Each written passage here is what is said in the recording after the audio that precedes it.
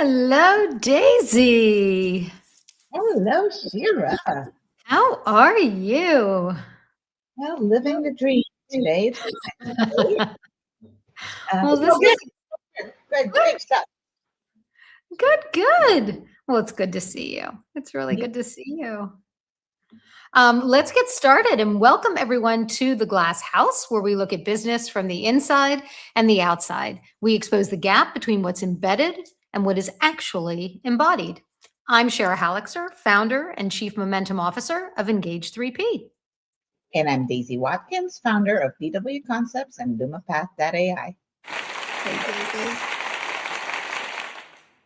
It always makes me laugh. I want to thank you all. I say this every week now, and I really mean it. If you are here today, if you are watching us, we know you have lots and lots of options out there, and you chose to be here with us, and we don't take that lightly, and we really want to make sure that you're getting a lot out of the time that you spend with us. We were actually off last week. It was a nice little break. I hope everyone had happy holidays, whether you celebrate Passover or Easter or anything in between, or anything else. And I'm really glad we're back this week because we're going to be talking about something that Daisy and I have talked about constantly. It started day one, right? And I've been talking about for a long time, and that is authenticity.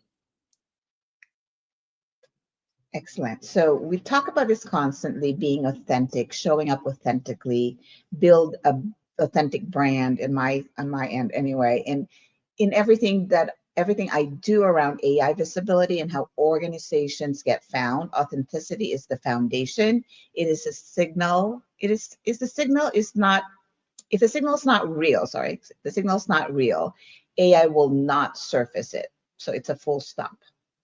Yeah, I'm with you on that, right? I've built my entire practice around the idea that there is a gap between what organizations say and what they actually do and how they present, what's embodied versus what's embedded versus what's embodied. And communication is where that can show up most visibly for everyone, right? And it can be the most expensive as well.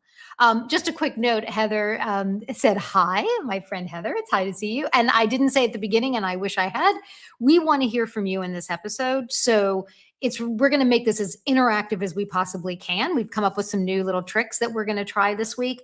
So we want to hear from you, comments, questions, give us everything you've got. So I'm really, really excited about that. So I want to start with something. A number, we're going to talk about numbers today, right? We're going to put, what is it? Proof to the pudding to the proof. I'm so tired. I don't know what it is. Anyway, so whatever that expression is, proof in the pudding, right? Is that it? Yeah. Proof in the pudding? Okay. Proof in the pudding. So here's a number that literally it stopped me cold because I've done an enormous amount of value engineering work. What is the cost of turnover? What is it costing an organization? Hard dollars, soft dollars. I've talked about this for 20 years.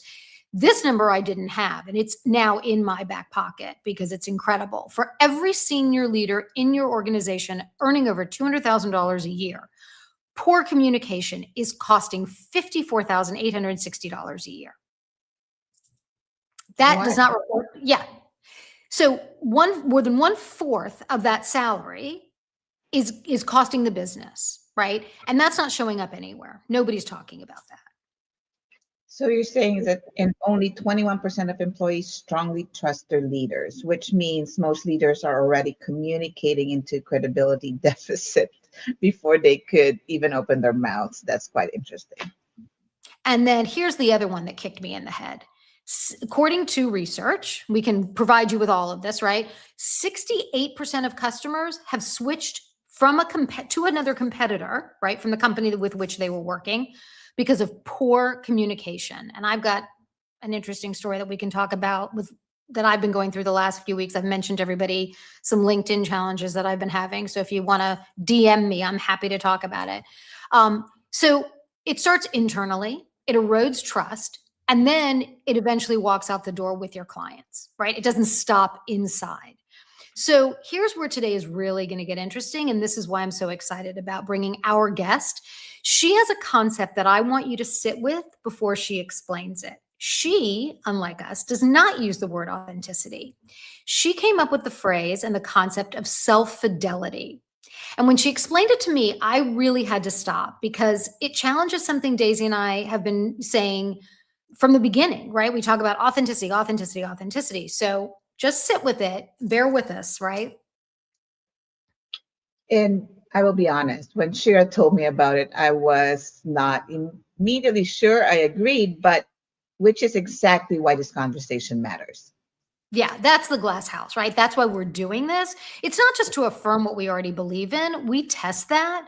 So here's the question we're going to walk into today. Okay.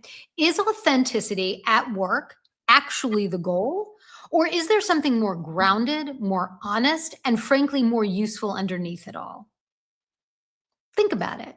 Our guest believes that the answer starts with how you lead yourself, because how you lead yourself is how you're going to lead everybody else.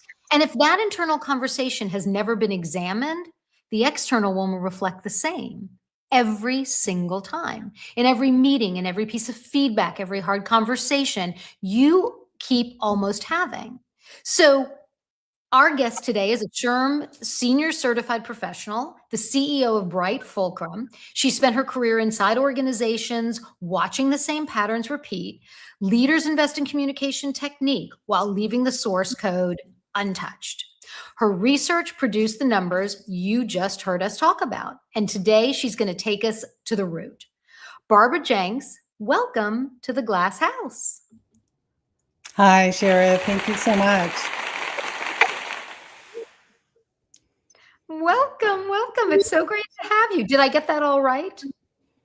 Well, my company is now called Clearly Communicate. It is Okay, not got that right. Bright Fulcrum any longer. That changed Okay. recently. So Nice, nice. Yeah. Okay, fantastic. We'll get something up there on that. So this is exciting. Thank you for coming. We're really excited to have you here with us today. I'm going to kind of turn this over to Daisy because I know when we did our prep, she was chomping at the bit. So yeah, should I be afraid? No,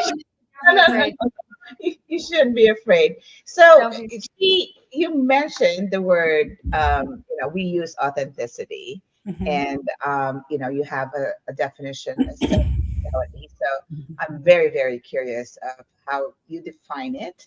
I'm very open to a lot of different things. I'm always learning, and if it's not really to sway or anything, I need to hear others' perspective on it. So. So can you define what self-fidelity means to you and how it applies to what you do currently? Well, it's essentially the practice of being true to your nature, to who you essentially are, as opposed to like anything that might be basically ego-based, like an outward-facing piece of you. And how self-fidelity to me is, it's who you are internally, what your values are. Not necessarily, not your political position, not your wokeness or non-wokeness, not your religion, right? Those things are kind of all outside of you. This is who you are essentially.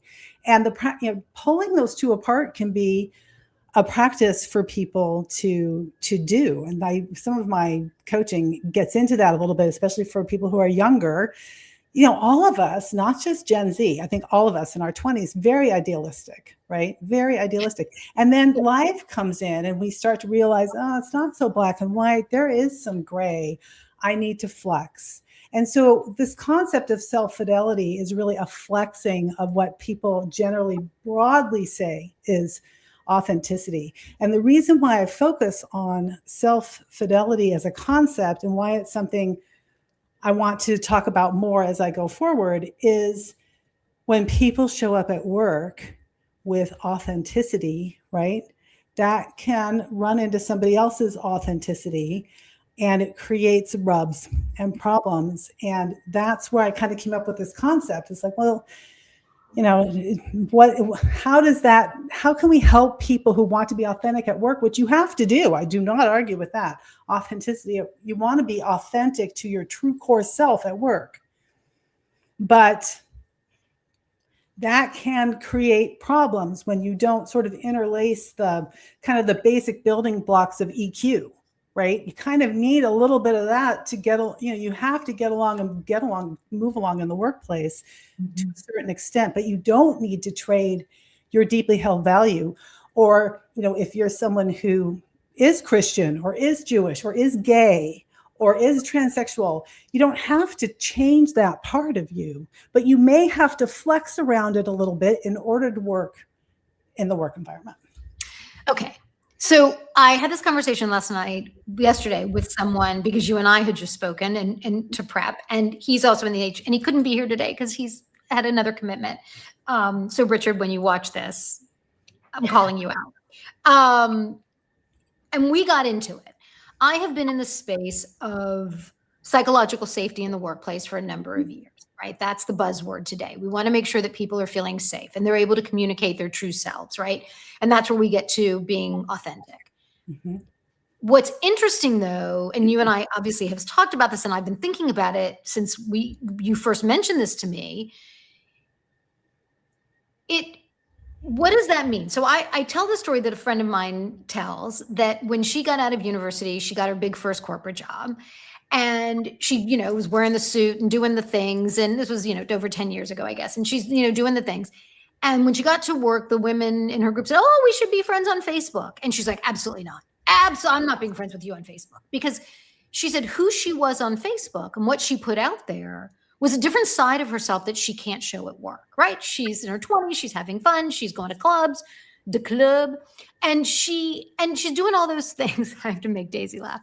And she's doing all those things, and she doesn't want to bring that into work. And I said, but that's not who you are authentically. Authentically, you are the woman who goes to the club and shows up to work and does an amazing job. What's wrong with that? Mm-hmm. Right? Now, where does self-fidelity fit into that? And that's obviously a very simple one in comparison to some of the bigger issues, especially today, but where does that fall in? Well, I think in that respect, it would be aligned with how you just described it. See, the thing about authenticity is it's just, it can be different things to different people. And so when what she does in the club, that's part of essentially who she is. But does everybody at work need to know about her time at the club in order for her to be authentic? No. She can be a clubber and show up to work and get her work done well. Those two things are not inherently inconsistent, but there are some people out there who think, well, you at work, you need to accept my clubbing as I bring that into the workplace. You need to accept that. And that, to me, if you get to that level, that's really someone who's looking for validation because they have to bring it in, as opposed to I can just live with the fact that I'm internally coherent. I am a clubber and I like to work hard and get my work done. So in that scenario, mm-hmm. Let's take, and I'm making this up, so I have no idea, but let's assume for a second that she worked for a very conservative company. Mm-hmm. And that very conservative company would not approve of her going to the club. And if they found out, they might not want her to work there, right? They may take action. Let's forget mm-hmm. the legal ramifications of any of that. So her fear might be, I don't want them to know this other side of me. They think I'm this corporate, put together, yada, yada person.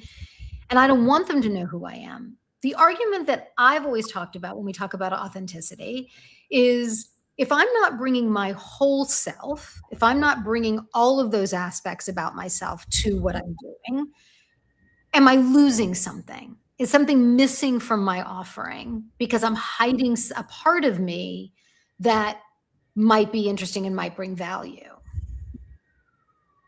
So where would self-fidelity come in that spectrum?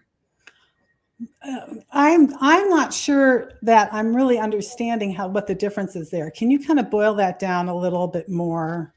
I get that it's, a conservative environment and they might not like the fact right. that I go out clubbing. I get that. So, I just don't want people to know. And I'm kind of on pins and needles a little bit. If they find right. out, I might, right. I might get in trouble.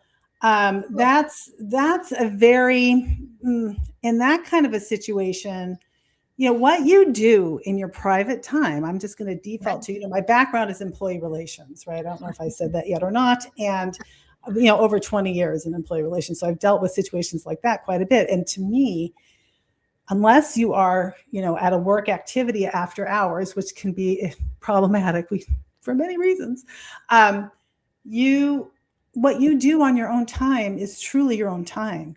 I'm looking at what, as an HR professional, I'm looking at are you doing your work? Is it on time? Is it acceptable? All the things. Right. And that has to be viewed from a disinterested third party standpoint, as far as the HR person and the people who are looking at that time. So those two things are not, it should not be, but it might be, is what you're going to say, right, Shara?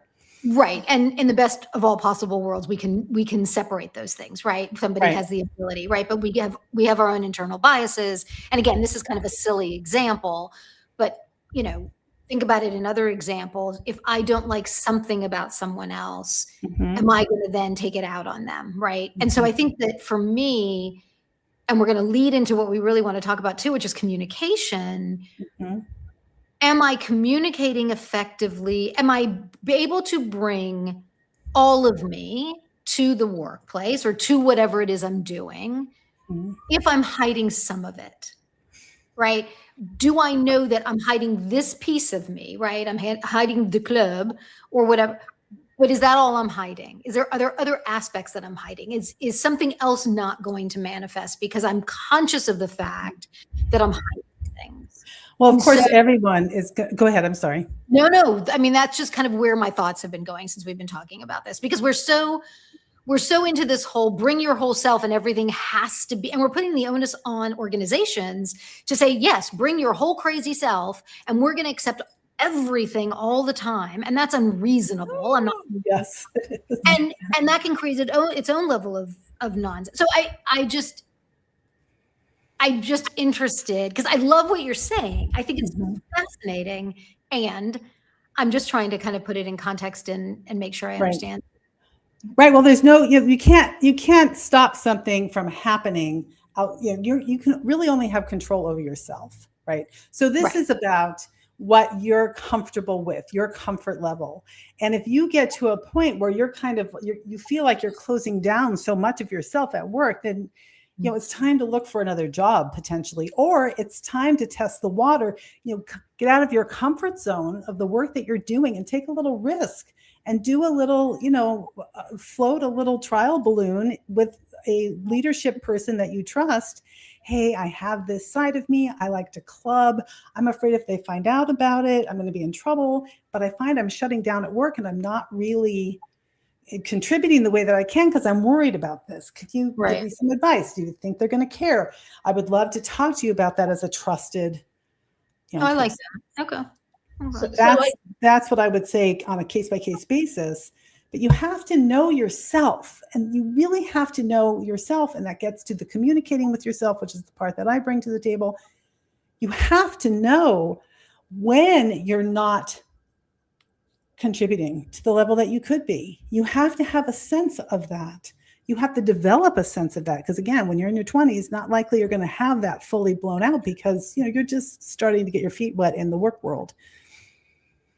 So to your point, case by case basis, and so it also depends on your truth, right? As far as we call authentic self, and how you manage that in your workplace. So I'm going to bring it back to number one. Why we're talking about this right now is how we communicate. So we want to talk about when internal communication, not just for yourself, but internal communications with companies or your corporations that you work with, is fractured. It doesn't stay in the building.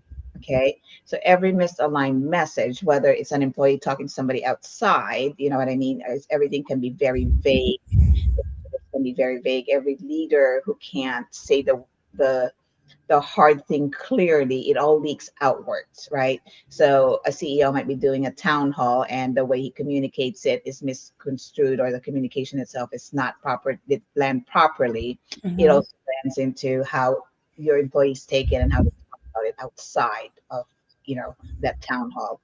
And also let's go into job postings, right? That say one thing while Glassdoor says another thing about people that have left or are still working there, about their organization. And then we go into LinkedIn content that sounds polished but feels so hollow. So there's that piece of authenticity or self-fidelity, how we're going to bucket that all into a digital presence that now with AI, how it reads as incoherent because the source is incoherent, because now people are using AI to create themselves or amplify themselves, should be the better term for it. But people actually reinvent themselves, from what I've seen, if they can't be authentic and can't really express themselves well. So organizations now spend millions of their external brand without realizing their internal communication and the writing of the real story is not there. So AI doesn't really read their brand guidelines, you know what I mean? So it reads the pattern. So a pattern is confusion, and that redirects AI to deflect the message of what your organization says. So how does that play into what you do right now, Barbara, as far as communication? Wow, that is a very broad question. You touch on just about every communication topic under the sun. Exactly. So let's see. I can hit a couple of those. One of the things that really popped out at me was this incoherence. And I know for sure that when you're building your own brand, or when you're kind of figuring out who you are in the world, that internal incoherence or incongruence, like you say one thing, but you do another, that is the thing that is going to keep your foundation from being solid as you are developing as a person, or as you're refashioning yourself as a person. So that coherence, that internal coherence to who you are as a person, is absolutely key, or you're not going to have any authenticity around. You're not going to sound authentic, and all those problems that you identified, Daisy, coming up with AI land. You know, all the AI in the world cannot fix that piece. That is so fascinating, isn't it? Yes. And thank God, because that's the human piece, right? Correct.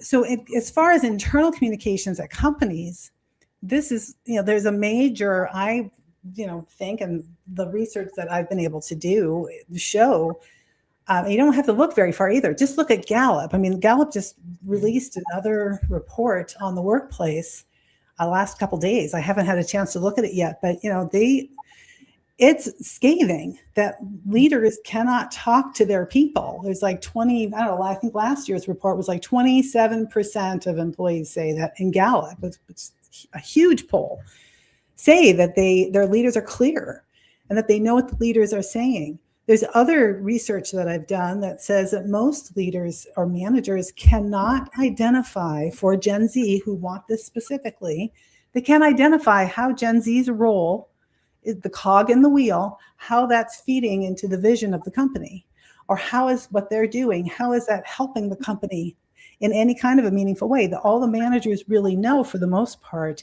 is how your KPI is up or down, right? They just know kind of what's happening with their department. And that is a problem for companies in their communication, especially for Gen Z. They jump ship on something like that because they don't feel like they're valued, and they don't feel like they're contributing to the bigger picture. So that's just one tiny little component of what you identified as problem areas, and I think rightly so. So I hope that answered your question. Oh, it definitely did. And I brought this up before in a couple of the conversations in one of our sessions, is the generational gap, right? How their attitudes and how their mindset, their values, their morals, as they transition and as they get into the workforce. And then how technology is really, they woke up with technology, were born with technology. We built the technology that they're using right now, if you want to think about it. I'm a Gen X, so I'm proud of that too. So anyway, the way, and I was telling Shira this, as when I was leading a company, I had the 3 layers of generations, myself, and actually have a boomer too, and then the millennials, and then the Gen Z. In the way I communicate, I found that I had to say things 3 times in 3 different ways, so that each of the generations could understand the full message of what either it was a delivery of a service or a change or what do you call this? A policy change, or just general information, or is a task for everybody to do as a team. I found that the results or the reporting back to me was very, very different, and how they understood the information. So again, it comes to the generation. You bring up such a good point. We need to learn how to communicate to each of this generation and understand what's important to them and how they're going to react to it. And understand how they view words that we as, Gen Xers have used as meaning one thing, and to them it doesn't mean quite the same thing. So when your manager comes out and says to those 3 layers of generation, this is urgent, this is a urgent task. Yes. Right? What is Gen X going to do? They're going to get on it and get it done. Millennials are likely to be not far behind, but Gen Z is like, okay, so urgent means it has to get done today. Yeah. Or in the next 24 hours. So even the words we use can be understood differently across the generations or individual to individual. Absolutely. I didn't know what tea was. I thought it's something you put, sugar and coffee with, and from England. You know what I mean? Yeah. Didn't realize it's like the truth. Things like that. It's like words that pop up. I'm like, what does that mean? Yeah. So it is very different. So I think communication's not just geared to you as a leader to be just how you communicate. You have to understand the audience. Doesn't matter how much how much craft you have in being a good speaker, but if you're not speaking to your audience, similar to what you guys do, and in what Shira does in her job, she needs to understand the leader, what generation that leader is that she's doing, her assessments for, because they talk a different language and they hear things differently. Mm-hmm. And same thing with my clients that are younger, that they want something hypey in their marketing or their brand and the way they communicate. The ones that are more conservative in the way they communicate their authentic self into their brand. So it is very generational. We have to embrace that and understand that as businesses. We're no longer what we were before. So Can I want to kick off a little poll. May I? Of course. Please. Okay. So first of all, I want to know if it's working. Let's see. This is your opportunity to go rogue on the tech. I want to know if it's working. Okay. For those of you that are watching us from YouTube or LinkedIn or wherever you're watching us, I hope you're seeing it. I'm actually going to put it over here so we can continue to see our comments, which would be great. And you can tell us if you're seeing it on the screen, and you can respond to it. So we wanted to kind of start to get an idea. So Barbara, one of the other things that you and I have talked about a lot, and I love this concept. When it comes to communication, it starts with how we talk to ourselves, right? Yeah. I always like to say, I speak to myself all the time. And the reason that I ask myself questions is because I get the answers I want. If I ask somebody else, I may not get the answer I want. But if I ask myself, I always get the answer I want. Your unbiased opinion, of course. My unbiased opinion, right? And so I want to start there, because we hear this all the time, especially with women, right? How we talk to ourselves is pretty awful. And I don't know, you brought out to me the impact of that as we then lead others or engage with others, because it's our voice, right? And so if we're not kind to ourselves, if we're not good to ourselves, then how can we ever be kind and good to others, right? And I just want, the poll is, when does communication most often, oh, sorry, that's the wrong poll. Oh, no, sorry, it is the right poll. When does communication most often break down in your organization? We want to start with understanding that, right? So we can figure out, where is that bottleneck? Where's that friction? And then we're going to move to the other one, and we'll leave this up for a couple minutes. But I would like you to talk about that, if you would, for just a moment, because I think that's a really powerful, most people don't talk about. Talking to yourself? Mm-hmm. How right. we talk. It's yeah, you're right. It is. I mean, and when you do, you talk about it in terms of your inner critic, right? Or this constant second guessing, waking up at 3 a.m. in the morning with the sweats going, oh my God, did I really send that email? Or did I really say that? And why did I do that? Right. We've all had that experience. Fortunately for me, I haven't had one of those for a very long time. I've been changing the way I talk to myself for a long time, because part of my background that you didn't say, Sharon, I just want to put this out there so people understand. I'm 35 years clean and sober. So I've been on a journey of changing how I talk to myself for 35 years. Amazing. And that has very much informed how I communicate and listen. to people, and it has dovetailed in with all the neuroscience and the work I've done around communication specifically at the Human Communications Institute.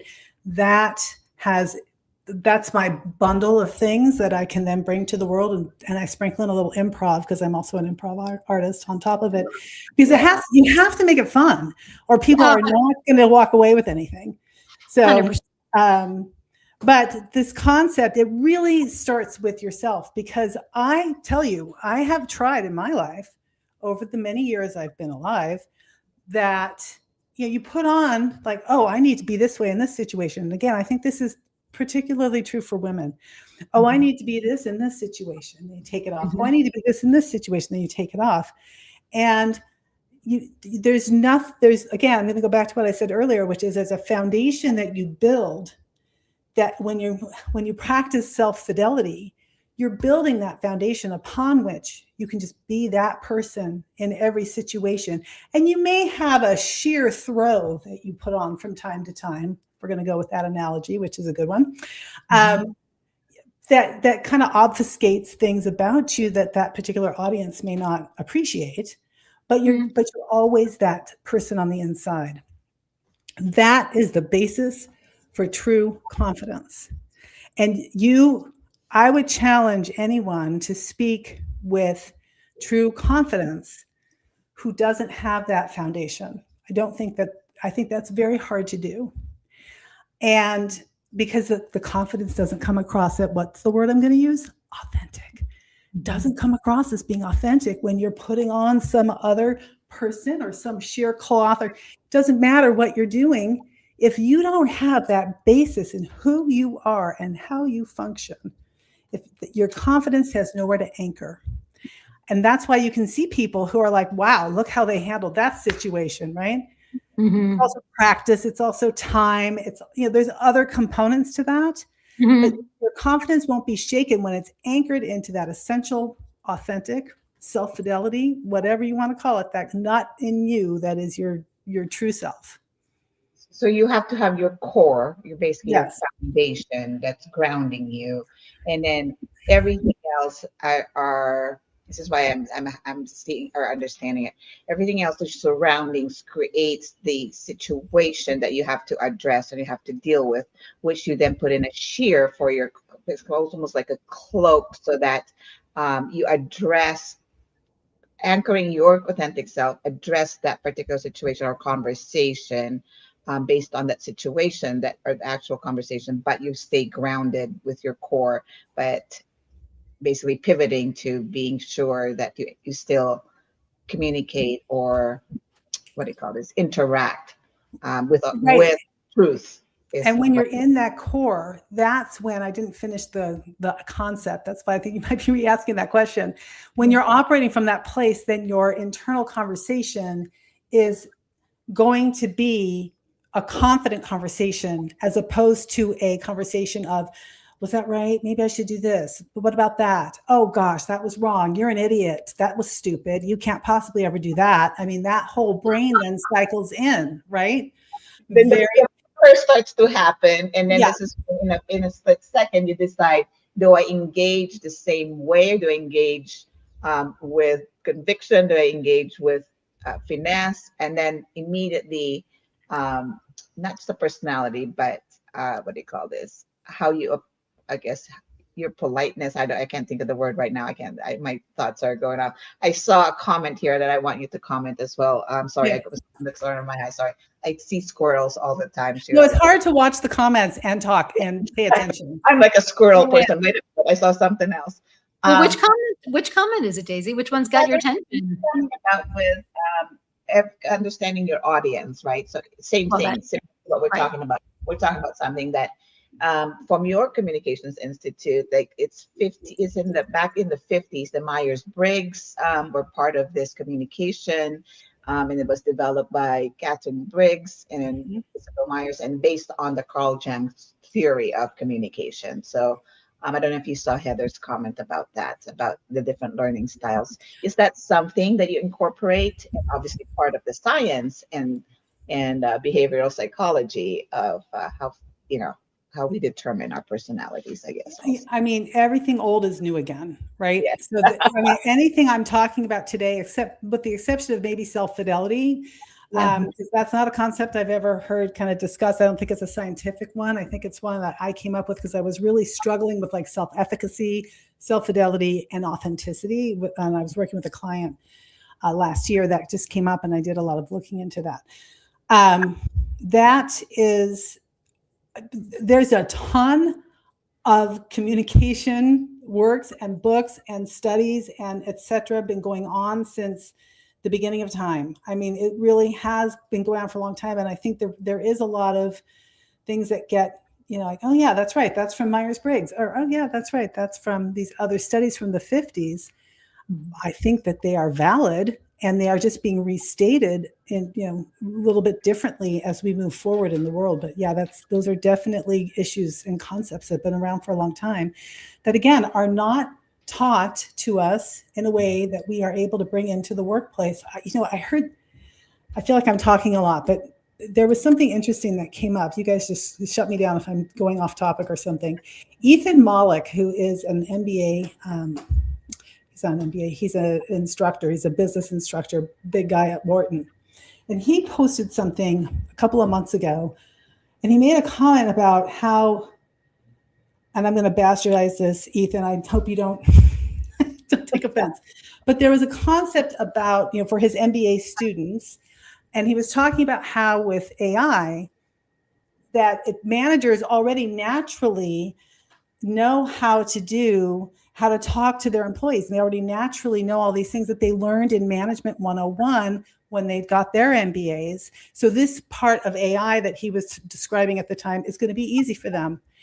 And I commented back, I'm like, no, it's not, because Management 101, while everyone may have gone through that course, is, not applied at work on a regular basis. That has been my experience.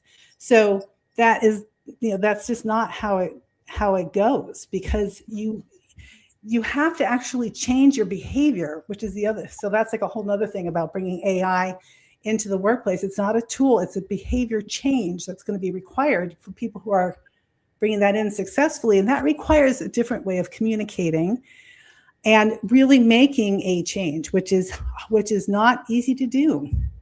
No, it it's not work. Yeah, AI, to use AI in the way we use it is a strategic. The way you think has to be strategic, because you collaborate with the tool. It enhances your strategic mind. For me, anyway, this is personal. 100%, I agree. You know what I mean? So I have conversations that are just not, tell me this, do this for me. It's like, all right, this is what I want to accomplish. Before we were taught prompt engineering. Pretend you are, with AI when it first came out, pretend you are, a copywriter. And this is my output goal, and these are the things. This is the context around it. We were taught.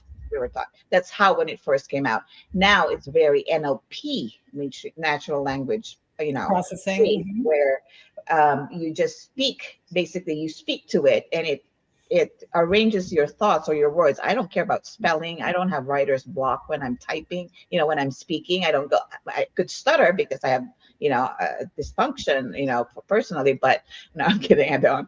But with typing, you get writer's block. You're concerned about the comma, the punctuation, the grammar, all that kind of stuff. When you just talk, it kind of meshes it out for you and summarizes it for you better than you probably could, right? So there's that tool and how you communicate. Then when it gives it back to you, then you challenge it. But I am going to guarantee you, a lot of the people, the masses, don't use it the same way we do. So they think that they get an answer, and that's the answer from, quote unquote, God. That's right. You're talking to an intern, basically. $1 million in 30 days. Look at all these steps that I need to do. Then the execution happens. They don't challenge the execution. They look at all the other layers involved with it, and then they fail. So this is where AI becomes like, it sucks, versus are you using it properly in the way you communicate with it as well? So to your point, it is a change, not just a behavior change. Yes. Change. Yeah.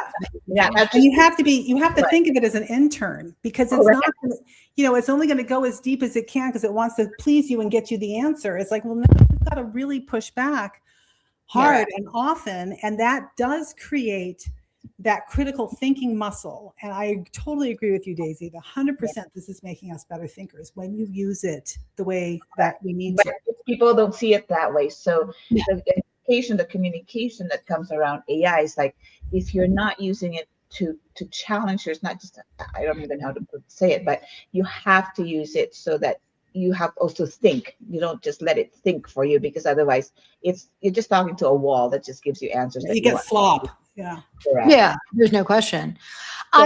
This might be a little tiny bit off target, but I want to make sure we get our outside story in, because, we do this every week, Barbara. We try to find real life examples of kind of the topic that we're talking about, not just from our own experiences, but what else is going on in the outside world. And it's because the glass house is not just about what we know, right? It's about what's happening out there and what people are seeing. And this week, I found a good one, right? That I'm going to let Daisy take the lead on this one, because I think it's definitely up your alley, but I think it's one that we want your opinion on, and we're going to have a little bit of a chit chat about it. So Daisy, I'm going to turn it over to you.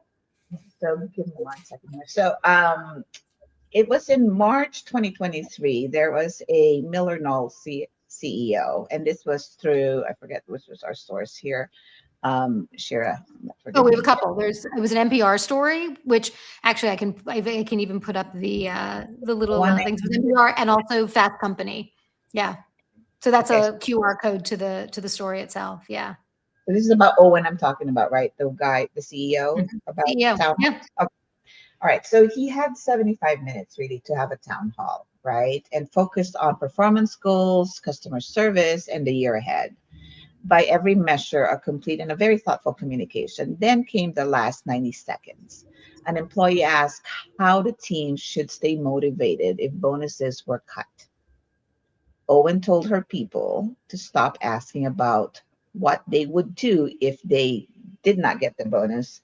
She said to leave the pity city, get the damn $26 million, and then the meeting ended.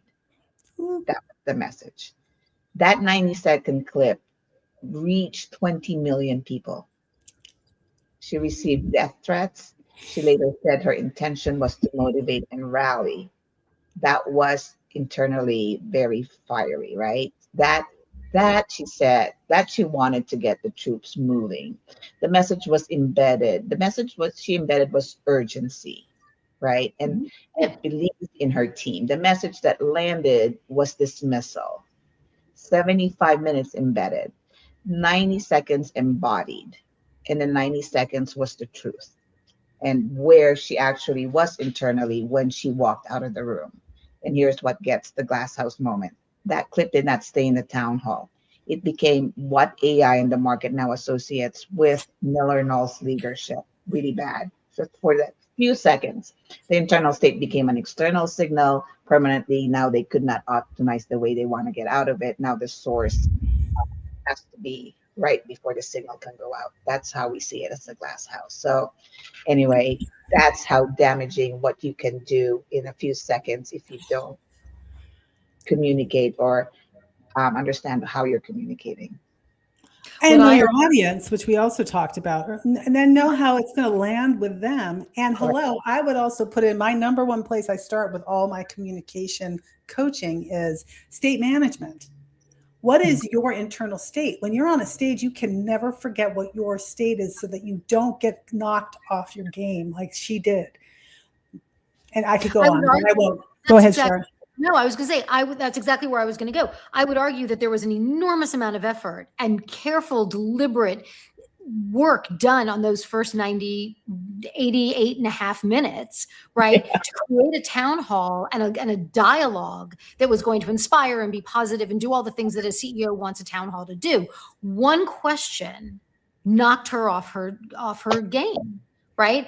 And, I always say, it's okay to say, you know what? I'm not sure.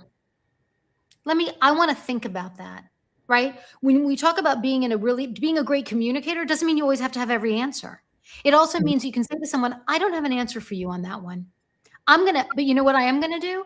I'm going to take this back and I'm going to come back to you in 3 days, in 9 days, in 12, whatever it is, right? we don't just have to blather in order to be, because we're not heard. And don't get me started on the whole thing with town halls anyway, because I'm surprised they lasted 90 minutes. But I think that to me was really interesting when it came to did she internalize that question first before that came out of her mouth? Or was that a just spew of something without any consideration for how it was going to land? And well, what was having worked in the entertainment industry for a very long time, I've seen a lot of people just, kind of talk off the cuff like that. And my experience has been that's the real person. Because when you get high up on any food chain, there's a lot of edits that you need to make to who you are. If that's who you are on the inside, it's like, get the job done, right? That's who you are on the inside. That is going to pop out. It goes back to what I said earlier today. It's like, if we don't get clear and congruent internally, it does going to pop out. And unfortunately for her, that was a very visible pop out. Right. And she didn't prepare. I would argue that if it sounds to me, the question contemplated that there was some conversation around the fact that they weren't going to be getting raises. And that question that she got should have been one that they anticipated getting and they could have practiced. And that to me goes to a little bit to prep. If they may not have time, they may not have thought of it. I mean, hindsight's 20/20, but that often does come up with good prep work. That's what Rebecca said. Hindsight is 20/20. Thank you, Rebecca. I think it's fascinating, right? We are now in the last number of years, it's the cancel culture. You talk about entertainment and things that people say. And when people get a platform, and everybody today has a platform, right? Yeah. Here's your platform, right? And so here we are on our platform. Here we are on our platform. God knows what's out there for me. But I think that I think that it goes back to what we started with, right? Can I be authentically who I am, right? Which is somebody who will screw up something in tech every single week, who loves to make Daisy laugh, and I try to do that every week, who loves to have wonderful guests that join our show and try to get our point of view across, and be myself and do what I want to do, right? So, we do this every week. We prep for this every week, right? I try to make it as spontaneous as possible. I don't want to rehearse it. I don't want to, we want to just have a conversation. And I think that we see every day people saying things and then they're backpedaling, right? Oh my God, I didn't mean to say that. Oh, that's not what I meant. Oh, you got the intention wrong. Barbara, you and I talked about this the other day. Boy, yeah, perception is reality. Yeah. Perception is reality, right? It doesn't matter what my intent was. How it is perceived is that person's reality. And that is a bitter pill to swallow. Right. When you are learning about life and you're on that journey. And at some point in time, you get to a place where you're like, you know what? That's really the answer.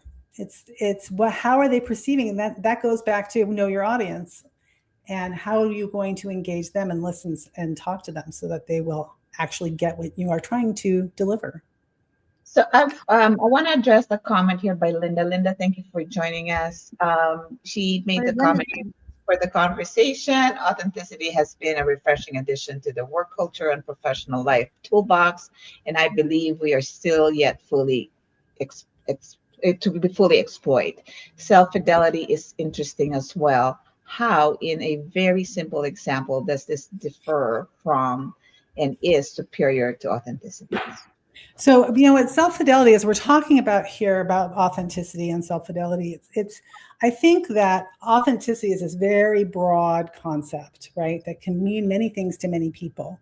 And to me, self-fidelity is sort of the little, shouldn't cover up my mouth. Self-fidelity is like the little piece that it's anchored to. It's that core piece on the inside of really who you are. Sometimes, like I was saying earlier, especially younger generation can get caught up in, but not just younger generation, because of the lack of experience and the lack of being in the work environment. Again, this is a concept that came up for me as I was discussing the work environment with a coaching client who's young. So that's how this all came up. That in the work environment, particularly, there are parts of you out here, like we talked about, that don't belong in the workplace. And by insisting that it absolutely needs to be in the workplace, creates unnecessary rub, makes it harder on you in the long run and the people you're working with. So it's a matter of being discerning on, who are you at work, and do you need to tell everyone that you're gay? You know what? Maybe you do. However, that's a choice you get to make. And by saying you're gay doesn't mean everybody else has to reveal some part of them. I've gotten into this conversation with organizational development people quite a bit because they want everybody to come to work and have kumbaya going on all the time. And I'm like, oh, that's a huge liability for the company to be that broad. So we've had those conversations, and I am on the side of, we all want to work in a place that's safe for all of us. And if we stick with the pieces that underlie solid EQ, conscientiousness, kindness, empathy, listening, and the other components that we all know belong in EQ land, if we can take our authentic self and mix it together with some of that, with the EQ components, that is maybe the easiest way to define self-fidelity for this conversation. That's really what I'm talking about. I'm talking about have that true self, that who you are not going to get knocked off of, and that you're not going to let push around. You're not going to let your boss talk smack about gay people. You shouldn't do that anyway, even if you're not gay. But you know what I mean? It's you can stand up, but you don't have to reveal. And if you do reveal, don't expect other people to reveal back, because that's a component that comes into it as well. Well, I told you all my dirty laundry. What's yours? It's like, okay, well, I don't want to tell you what mine is.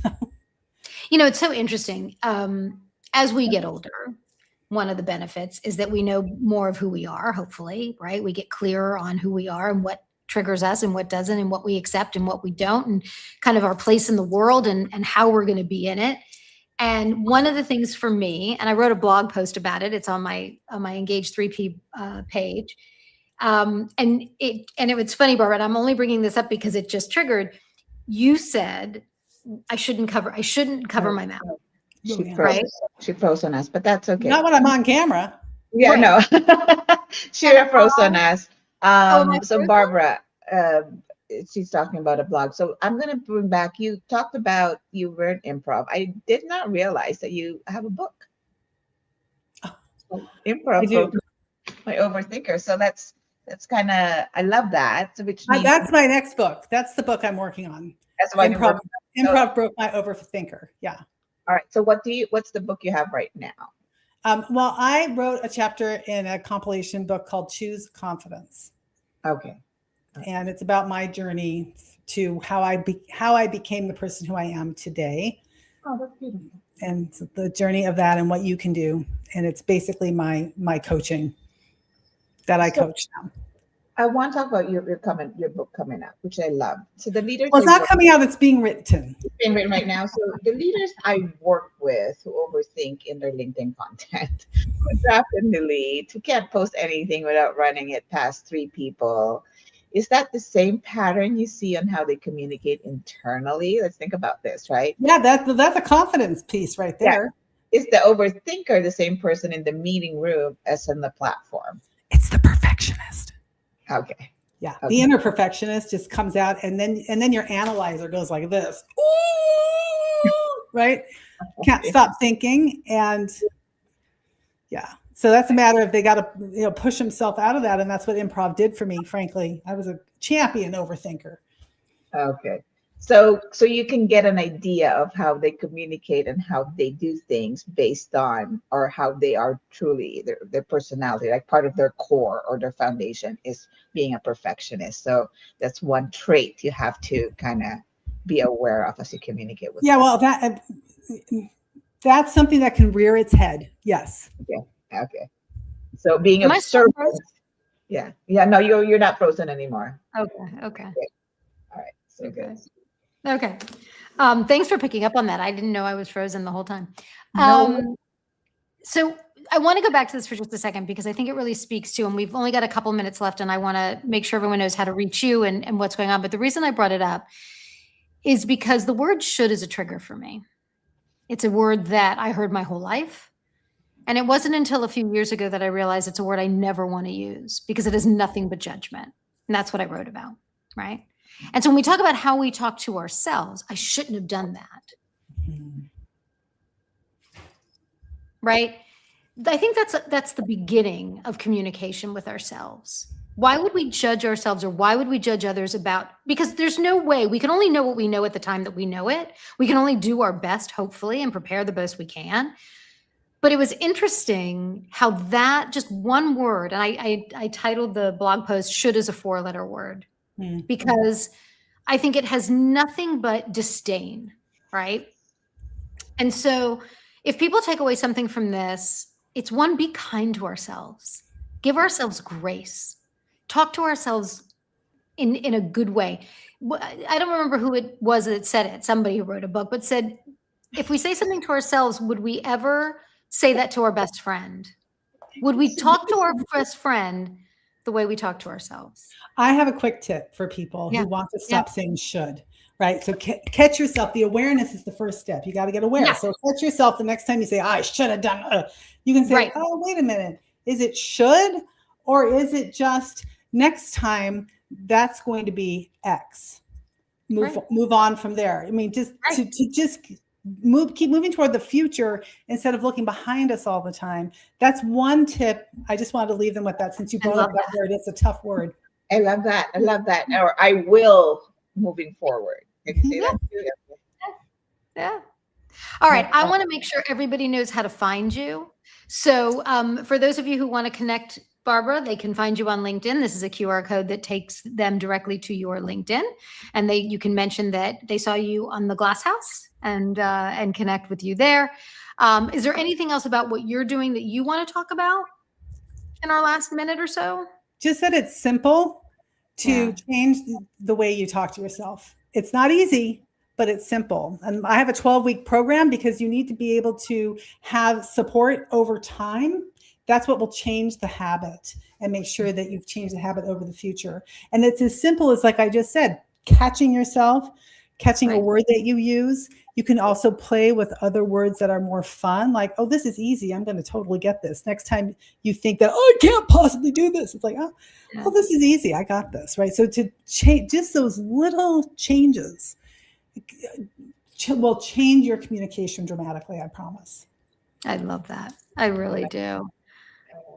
I want to make sure everyone knows also how to reach us, how to reach me, how to reach Daisy. We really want to encourage you, connect with us if you're not already. Let us know what you think. Barbara, there is no doubt we need to schedule you to come back, because we talked about so many different things and we need to, hone in. So for those of you who are watching live, or if you watch this recorded, reach out to me or to Daisy, let us know, or to Barbara, and let us know what else you want to hear and what else you want to talk about.